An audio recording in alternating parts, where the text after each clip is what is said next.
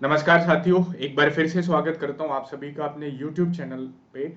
और आपको बताएं कि एनडीए का नोटिफिकेशन आज आउट हो चुका है।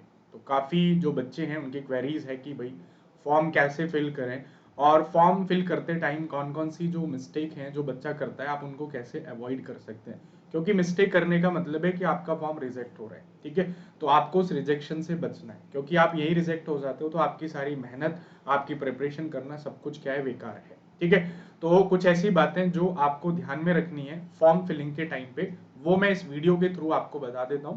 तो एक बार वीडियो को आप पूरा देख लीजिए सो दैट ये गलती आप ना करो। ठीक है, चलिए तो बात करते हैं कुछ बेसिक चीजों के बारे में कि भाई पहले तो सबसे पहले आप ये चेक करो कि आप एनडीए के लिए एलिजिबल है या नहीं है। मतलब पहली चीज क्या होती है, आपकी एलिजिबिलिटी होती है। तो आपके एनडीए के एग्जामिनेशन में आपकी जो एलिजिबिलिटी यानी कि आपकी एज, आप इस एज के अंडर आते हैं तो इसका मतलब है कि भाई कॉन्ग्रेचुलेशन टू योर सेल्फ कि भाई आप एनडीए के लिए एलिजिबल हैं। क्योंकि कई बच्चों को क्या रहता है, डाउट रहता है कि मेरा ये लास्ट अटेम्प्ट है या नहीं है। ठीक है, तो इसको लेके क्या है, काफी बार बच्चा कंफ्यूजन में रहता है। तो वहां पे क्या है, आप अपना सबसे पहले ये क्लियर कर लो कि भाई मैं एलिजिबल हूं या नहीं हूं। ठीक है, तो वो अपना आप क्या है इंश्योर कर लीजिएगा। यानी कि दो डेट इसमें दी हुई है, मैं बता देता हूं। जैसे ये दो डेट हैं, दैट इज 2/1/2004 से 1/1/2007 तक। मतलब कि आप इससे पहले और इसके बाद का आपका जन्म नहीं होना चाहिए। ये दोनों डेट इंक्लूड होंगी। यदि मान लीजिए किसी का जो डेट ऑफ बर्थ है वो 2 जनवरी 2007 है, इसका मतलब है कि भाई वो एलिजिबल नहीं है।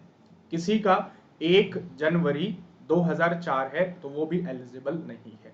इन दोनों डेट के बीच में और इन दोनों डेट भी इंक्लूड होती हैं तो वो एलिजिबल है। ठीक है भाई, तो पहली चीज तो आपको ये चेक करनी है। उसके बाद बाकी तो आप +2 के स्टूडेंट हैं तो आप एलिजिबल हैं। देखो +1 वाले एलिजिबल नहीं होते हैं, फिर भी वो फॉर्म भर देते हैं, जिसको आप 0 अटेम्प्ट कई बार कह देते हो। बट लीगली एक बच्चा तभी एलिजिबल होता है यदि वो +2 में है। +1 वाले आप भरते हो अपने रिस्क पे, ठीक है, बट उसमें आप एलिजिबल नहीं हो। दूसरा ये है कि भाई डॉक्यूमेंट क्या क्या जरूरी है। डॉक्यूमेंट से पहले एक और आज एक बच्चा क्वेश्चन पूछ रहा था कि क्या हम फॉर्म मोबाइल फोन से भर सकते हैं। मोबाइल फोन से आप सिर्फ फर्स्ट पार्ट भर सकते हैं, सेकंड पार्ट भरने के लिए आपको क्या है, पीसी या किसी साइबर कैफे की जरूरत पड़ेगी ही पड़ेगी। ठीक है, और अपने आप नहीं भर पा रहे हो तो साइबर कैफे चले जाओ, कोई दिक्कत नहीं है, भरा लो। ठीक है, 100-150 रुपए जो भी वो लेते हैं, ठीक है, उनका काम है। बट वो अच्छे से कर देंगे, गलतियां नहीं होंगी, क्योंकि वो जानते हैं कहाँ पे कैसे किस तरीके से भरना है। डॉक्यूमेंट की मैं बात करूं तो डॉक्यूमेंट में कुछ नहीं, आपके पास सिर्फ 10th का मार्कशीट होना चाहिए और आपके पास आपका आधार कार्ड होना चाहिए। ये दो डॉक्यूमेंट आपके पास सफिशिएंट है। ठीक है, क्योंकि सारी जो चीजें चीजें होती है वो ज्यादातर 10th सर्टिफिकेट से मैच की जाती है। ओके, तो ये दो डॉक्यूमेंट आपके पास है, आप अपना फॉर्म भरना स्टार्ट कर सकते हैं। तीसरा ये है इंफॉर्मेशंस, आप उसमें जो भी इंफॉर्मेशंस डाल रहे हैं वो आप करेक्ट डालिएगा। कई बार क्या होता है, बच्चा गलत इंफॉर्मेशन डालता है जिसकी वजह से उसका फॉर्म रिजेक्ट होता है या फिर आगे चल के उसको क्या है, दिक्कतें होती हैं, चाहे वो किसी चीज को लेके है। ओके, सबसे पहले आप अपना नाम एकदम क्लियर भरिएगा जो आपकी 10th की मार्कशीट में है। जैसे मान लीजिएगा किसी का नाम, एग्जाम्पल के तौर पे मैं बात कर रहा हूँ, परविंदर है। ओके, अब परविंदर लिखने के कई सारे तरीके होते हैं, कोई ऐसे लिखता है परविंद्र, कोई ऐसे लिखता है DAR, कोई ऐसे लिखता है DER। तो इसका बेस्ट मेथड क्या है कि आपके जो 10th के डॉक्यूमेंट में वही आप भरिएगा। दूसरी बड़ी गलती आप क्या करते हो, मान लीजिए किसी के फादर के नेम में गैप है, तो कई बार आप वो गैप छोड़ देते हैं या भर देते हैं। तो वो चीज आपको, ये जो छोटी छोटी मिस्टेक है ये आपको नहीं करनी है। ये क्या है, आपको नहीं करनी है, क्योंकि ये छोटी छोटी मिस्टेक क्या होती है कई बार, है ना, मतलब आपके रिजेक्शन का कारण बन जाती है।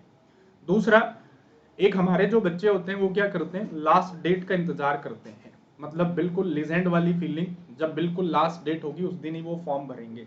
तो भाई आपको लास्ट डेट का इंतजार नहीं करना है, आपको with in 2 to 3 days 4 days अपना फॉर्म क्या है, फिलअप कर देना है। क्योंकि आगे चल के सेंटर सिलेक्शन में भी फिर प्रॉब्लम आती है, आपके लिए सीट नहीं बचेंगे, आपको कोई दूसरा सेंटर वो दे देगा। ओके, और आप पहले फॉर्म भरते हैं तो पहले आओ पहले पाओ, यानी कि आपको नियर बाय सेंटर आपको मिल जाएगा। जैसे अभी क्या होता है, एनडीए और सीडीएस का जो पेपर होता है वो एक साथ होता है। तो पहले क्या होता था, यदि आप दिल्ली सेंटर डाल रहे हैं तो आपको दिल्ली ही मिल जाता था। बहुत प्रैक्टिकल कंडीशन में आपको बता रहा हूँ। बट अभी क्या है, आप end of the last date form भरते हैं, तो यदि आप दिल्ली सेंटर डालते हैं तो वो आपको दिल्ली के आसपास कहीं भी भेज सकता है। तो दिल्ली अपने आप में इतनी बड़ी है, दिल्ली के आसपास वो आपको गाजियाबाद शिफ्ट करा सकता है, नोएडा दे सकता है, गुड़गांव दे सकता है, फरीदाबाद दे सकता है।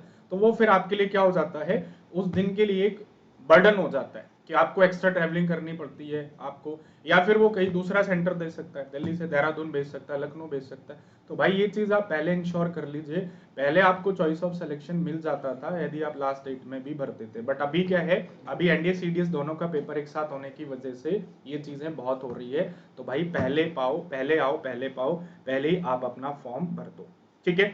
बाकी अपना एड्रेस अच्छे से मेंशन करो, ठीक है, जो भी आपके आधार कार्ड में है, जो भी आपका जिस पे आपको आगे चल के डिटेल्स आ जा सकती है, वो एड्रेस आप भरिएगा। मोबाइल नंबर अपना ही दीजिएगा, ठीक है। और ईमेल आईडी है ना, कोशिश करो कि जो ईमेल आईडी पे आपने अकाउंट बनाया, कहाँ पे, जॉइन इंडियन आर्मी पे, वही ईमेल आईडी आप यहाँ पे भी डालो, ठीक है। वो नहीं है तो दूसरे डाल सकते हो, बट कोशिश ये करो कि वही डालो।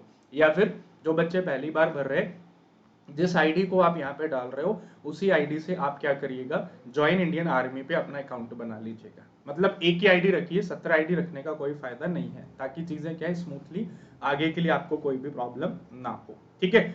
बाकी नाम हो गया, जेंडर हो गया, डेट ऑफ बर्थ है ना, father's name, mother's name, nationality, marital status, community, ठीक है, माइनॉरिटी या में आप हैं या नहीं है, वो आप भर दीजिएगा। दूसरा जो बड़ा डाउट है दैट इज क्वालिफिकेशन का। क्वालिफिकेशन में आपको जो भरना है, जो बच्चे अभी 12th क्लास में हैं, ठीक है, 4 ऑप्शन होते हैं। यदि आप 12th क्लास में हैं तो आप भरेंगे अपीयरिंग वाला, और अपीयरिंग में भी 2 ऑप्शन आते हैं, आपके पास फिजिक्स और मैथ्स है या नहीं है, या फिर आपके पास फिजिक्स और मैथ मतलब है या नहीं है। तो 2 ऑप्शन इस तरीके से आप भर सकते हैं, ठीक है। और यदि आप क्या है पास आउट हो चुके हैं, आप ग्रेजुएशन में आपका 12th हो चुका है, तो आप फिर क्या लिखेंगे, पास लिखेंगे, ओके। तो आप कर चुके हैं तो पास लिखेंगे, हैं या आए हैं अभी 12th क्लास में कर रहे हैं, तो आप फिर क्या लिखेंगे, अपीयरिंग लिखेंगे, या अपीयर्ड या अपीयरिंग, इन दोनों में से कोई भी लिख सकते हैं, ठीक है। बायो वाले हैं तो वो लिख देंगे not having physics chemistry mathematics, और नॉन साइंस बैकग्राउंड से हैं तो आप लिख देंगे फिजिक्स केमिस्ट्री एंड मैथमेटिक्स। तो इन 4 ऑप्शन में से आप लिख देंगे। बाकी तो ऐसी कोई चीज है नहीं, और कहीं पे भी दिक्कत आती है तो मुझे इसी वीडियो के नीचे कमेंट करके आप बता सकते हैं।